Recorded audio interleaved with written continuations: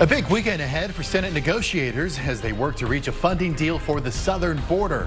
Why we care about what happens in Texas and the decision that could ripple across the world. And a few scattered showers out there for just one more evening. We've got some big changes this weekend in first warning weather. Plus, there is a significant amount of extra pollution in our Texas air, and it is tied to the recent cold snap.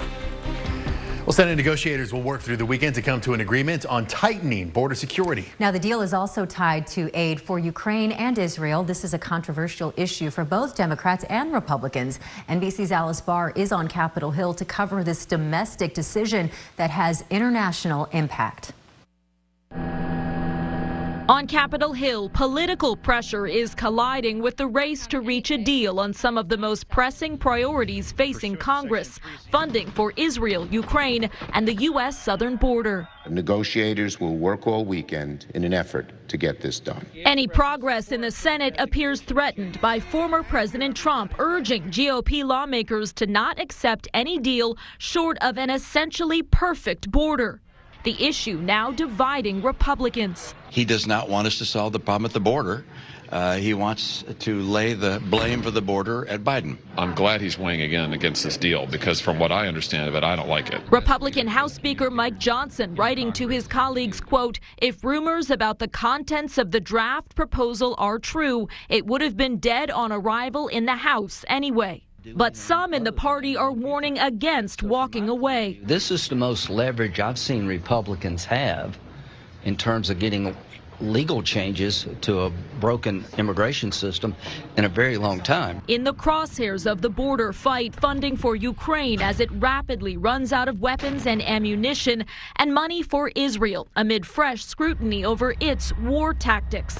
The United Nations International Court of Justice ruling Friday that Israel must do everything in its power to prevent genocidal acts in Gaza. The court stopped short of ordering the full ceasefire Palestinian supporters wanted. As the legal process continues, Israel's prime minister is calling accusations of genocide outrageous and vowing to keep fighting to destroy Hamas. In Washington, Alice Barr, NBC News.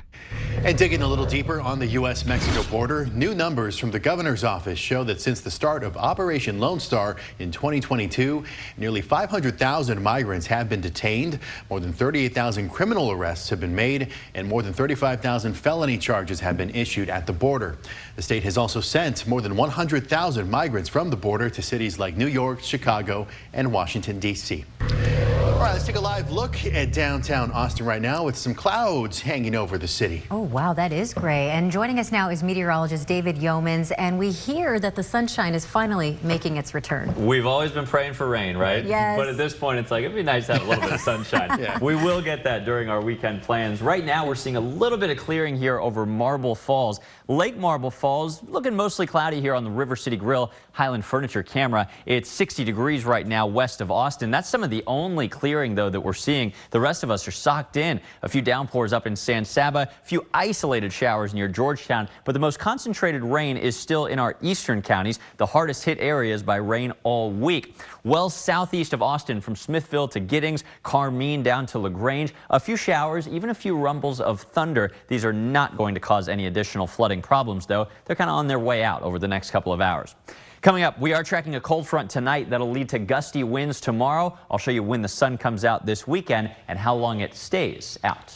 All right, David, thank you very much. And throughout the recent cold snap, the excess pollution released into the air across the state skyrocketed. According to the Texas Tribune, Texas companies emitted 1 million pounds of excess pollution over the course of just a few days. Now, this after industrial plants across the state experienced machinery freezing up as well as losses of power. Companies have to report to the state when they release more pollution than they're allowed.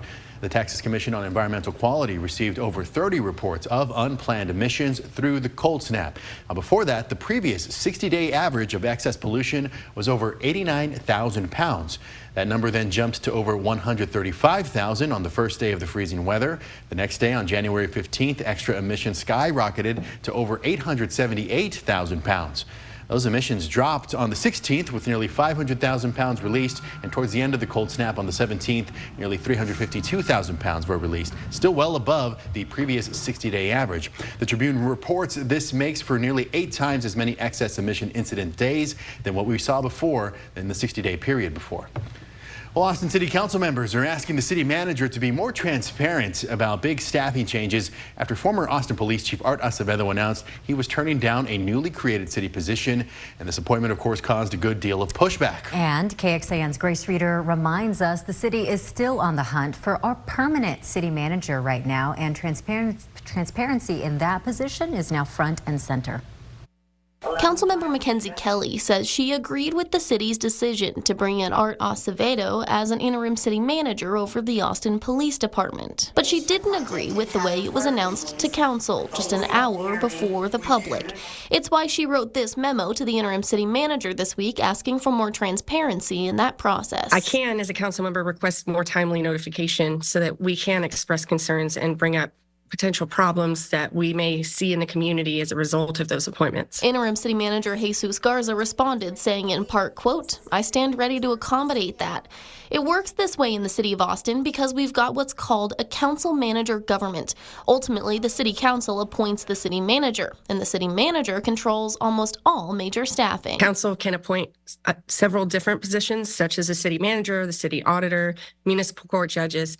We don't meddle in personnel matters. That is the job of the city manager. The council is working to hire a permanent city manager now, and that position's level of communication with council is now a big part of the discussion. Actually, Monday, I had a meeting with a firm that is looking for the city manager, and I expressed to them some of the challenges that we had over the weekend related to this appointment and why that transparency piece is so integral to the functioning of our city. As for what comes next with the police-specific position, council members say they're still working to figure out if it's necessary. Those are conversations that I'm having with our city manager to better understand the rationale of why did he need to create a new position to oversee the police department. There's still many lingering questions that I have, that the community has. Grace Reader, KXAN News.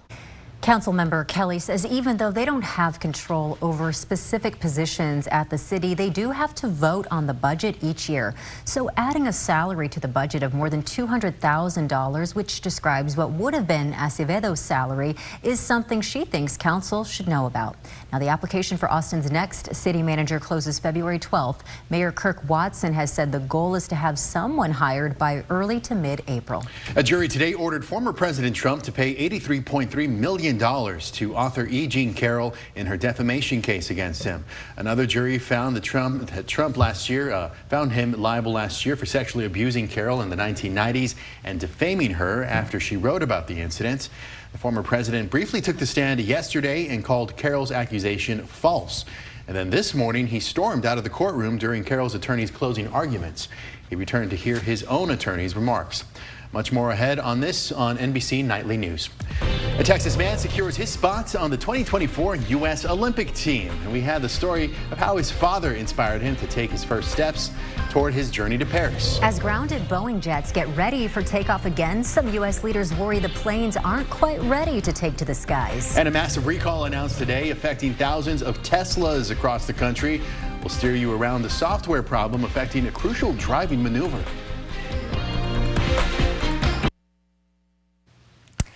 Federal officials are clearing the way for grounded Boeing planes to return to the skies. This comes less than a month after the Alaska Airlines mid-air incident in which a door panel blew off a 737 MAX 9. The FAA released its final instructions to airlines to begin inspections, and once the planes pass those tests, they can return to service. Not all senators, though, are convinced the jets under inspection are ready to take flight. So all this is worrisome. I'm concerned about flying on 737. I travel a lot. Until we can certify that these aircraft are safe, I think they should stay grounded. And Alaska Airlines said it was bringing its MAX 9s back into rotation today. United Airlines says it expects to do the same starting on Sunday. Austin-based Tesla is recalling nearly 200,000 cars in the United States because the backup camera may not display an image. Now, the recall affects 2023 Y, S, and X models. The company says the software's instability could keep the camera from showing an image when the cars are in reverse. The National Highway Traffic Safety Administration says that could increase the risk of a crash. Now, Tesla says it hasn't heard of any crashes or issues related to the issue or any injuries. Those who own the affected Teslas will be notified with a letter starting in late March. Well, although the heavy rain we saw in central Texas this week is gone, it's creating some major impacts in other parts of the state. We're going to hear from a South Texas mother who says she may have lost everything in a devastating flood. And even if Austin weren't to see another drop of rainfall for the next 5 weeks, this winter will go down in the books as wetter than normal. Meteorological winter is December, January, February. During that time, we've already had 8.5 inches of rain. El Nino winters, as we told you a couple months ago, are typically wetter than normal winters. Coming up, we'll take a look at a reversal in the weather pattern this weekend in your forecast. The Olympic Games in Paris start exactly 6 months from today. For one super heavyweight boxer in Houston, becoming an Olympian is proving to be bigger than just himself. Here's our Jayla Washington with his journey to Paris. Super heavyweight boxer Josh Edwards punched his own ticket to the opportunity of a lifetime a few months ago. Sitting down with us, he says it finally started to feel real. I'm a 2024 Paris Olympian. Is that the first time you said that out loud? Yeah. He's his gym's first ever Olympian. I'm from the south side of Houston, Sunnyside specifically. It's a pretty rough neighborhood. It has taken grit, a lot of heart, having people like his coach go to the body, push him. Do a lot of one-on-one drill. It's agility and footwork. I would like to say it's actually better than Muhammad Ali. I was extremely strict, extremely mean. You seem like a nice guy. Oh, thank you, thank you. Let me see you catch one or two. Boom, boom. Edward says it was actually his dad who first got him into the ring, who was a boxer himself and even trained at Muhammad Ali's gym. I bought him gloves, and I let him play. Literally, if he got in trouble at school, I'd make him do like 500-600 push-ups. Years later, a major injury, surgery, and even quitting and falling out of love with the sport, Edwards would go on to win the 2023 Pan American Games, securing his Olympic team spot. I got no words. I'm working so hard for this, so hard. And we're ready to go do it again at the Olympics. I couldn't believe it. I told you you were the best. I was just at the barbershop. I was talking to my barber. He told me he wanted to get a big poster of me and put it in the barbershop so the kids could see it. So I have my side of the city on my back. In Houston, on the journey to Paris. Now move left or right just a little bit. I'm Jayla Washington. And the next World Qualifying Boxing Tournament is in Bangkok at the end of May. First warning weather with Chief Meteorologist David Yeomans. Well, it's 5:17 and it is a little dreary out there, but finally this weekend a big change in the weather with sunglasses needed once again. 57 right now as our highs were capped in the 50s due to the low clouds and morning fog many of us had to fight through. We got a couple little downpours here in rural San Saba County. No lightning or thunder with these right now, but a few little rain showers moving into San Saba and toward the Colorado River. Not much falling right now from Burnett County into Travis County. Dry at this time in the evening in Austin, but we are watching a few showers continuing along Highway 77. With that said, these are starting to progress east of our area, and rain will be a little more isolated through the rest of the evening. Pollen count pretty easy. Mold and cedar are both low, although trending slightly higher. You can always check the count on KXAN.com.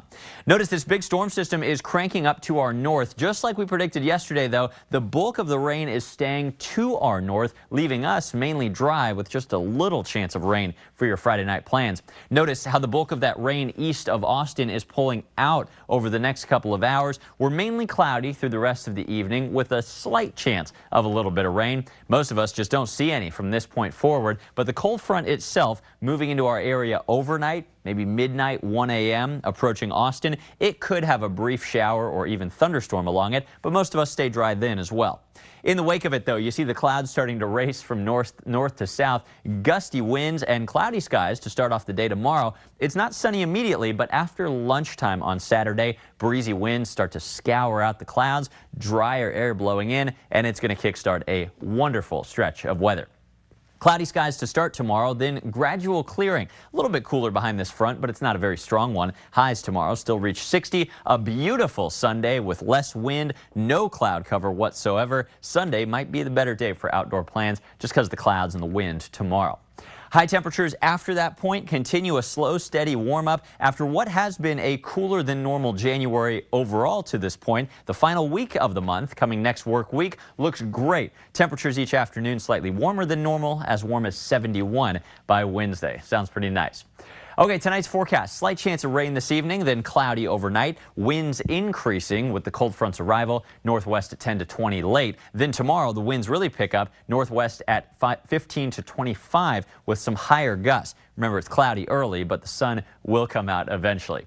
After that, a gorgeous stretch of sunshine from Sunday, Monday, all the way through the middle or even toward the end of next week. Afternoon highs warm up, but a few cold mornings in the 30s area-wide early Sunday and Monday. At the end of next week, clouds increase Thursday. We've got a few showers returning on Friday in the first couple days of the new month of February. And that's actually going to kickstart a different change in the weather pattern. After about a week of dry weather that we're about to start tomorrow, we could have a week of wetter weather returning in our 8 to 14-day outlook next month. Okay, David, thanks very much for the update. Well, after days of heavy rain, flooding from Lake Conroe just north of Houston forced some families out of their homes, and it could be days before they're allowed back. Chelsea Hagman loaded up her 3 kids and headed for higher ground Wednesday as the water rose around her home just west of Conroe. Lake Conroe, just to the north of her home, is just too full, and water is being released from the dam to lower it, causing that flooding. And because of that, Hagman's home started filling with water, and she watched it all happen on her home's camera after she and her kids got out of there. Awful. It definitely gives you the shakes and makes you very anxiety, I guess you could say. It was very scary all around, so yeah. Glad to hear her and the kids are okay. More than a foot of water, however, was in her home on Wednesday night. Coming up, Austin reaches another milestone in its mission to make the city more connected by creating a new spot for underserved residents to get affordable transportation.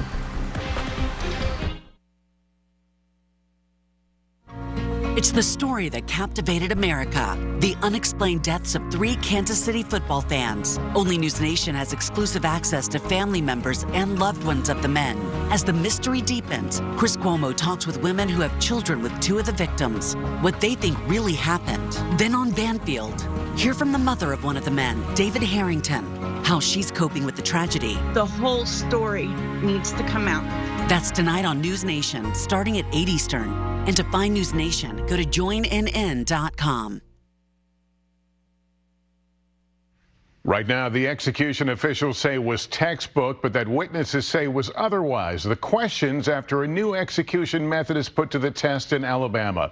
Also, the challenge of shutting down fake AI-generated intimate images of Taylor Swift. Well, Cap Metro opened up a new pickup zone in southeast Austin this morning, providing another spot for residents to get transportation across the city at an affordable price. Now, the service is an inexpensive ride-share program where residents can be picked up within 15 minutes of making a request. One-way rides cost $1.25 and a full-day ticket costs $2.50, and kids get to ride for free. The new Dove Springs pickup zone is located in an underserved part of the city, and it's all part of Project Connect, the plan to expand public transportation options throughout Austin. Our city can't be what we want it to be, which is a more complete place, unless people have good transportation options. Transportation is key to the affordability in our city and making sure that people can stay in Austin. And the new Dove Springs location is the 11th Cap Metro pickup zone available in the Austin area. Texas-based movie theater chain Cinemark Theaters is hosting an Oscar Movie Week event where you can check out all of the Best Picture nominees leading up to the Academy Awards. You can buy a $40 festival pass, which gives you access to screenings of all 10 nominees, which include movies like Killers of the Flower Moon, Anatomy of a Fall, Barbie, and Oppenheimer. 22 Texas theaters are participating in this event, which runs from March 4th through March 10th. Well, coming up tonight on KXAN, we have the U.S. Figure Skating Championships starting at 7 p.m. And then you can join us right back here for KXAN News at 10. You can also join us an hour earlier for KXAN News at 9 on CW Austin. And here is where to find us.